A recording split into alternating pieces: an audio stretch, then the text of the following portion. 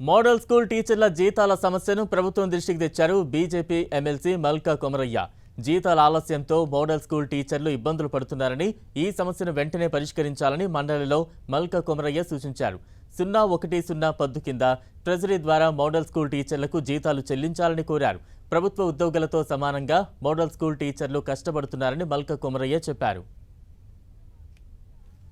ఈ మోడల్ స్కూల్స్లో 010 కింద శాలరీస్ ఇస్తూ ఉన్నాము, కానీ ఒక 1 వీక్ 10 డేస్ లేట్ అవుతుంది. దాన్ని ట్రెజరీతో అందరిలాగా ఇస్తే దాంతో మనకు నష్టమేం లేదు. ఓన్లీ జస్ట్ అంటే వాళ్ళకి ఏమైతుంది అన్సర్టనిటీ, ఒక వీక్ 1 వీక్ లేట్ అవుతుంది, ఒక మంత్లో 15 డేస్ అవుతుంది, ఒక మంత్లో 3 వీక్స్ శాలరీస్ లేట్ అవుతుంది. బట్ వీళ్ళందరూ క్వాలిఫైడ్ టీచర్స్, గవర్నమెంట్ టీచర్స్కి ఈక్వల్గా పనిచేస్తున్నారు. బట్ వాళ్ళందరికీ కూడా ట్రెజరీ ద్వారా పేమెంట్ చేసి 010 కింద కన్సిడర్ చేస్తే బాగుంటుంది. దాని పిటిషన్ కూడా ఇస్తున్నాం.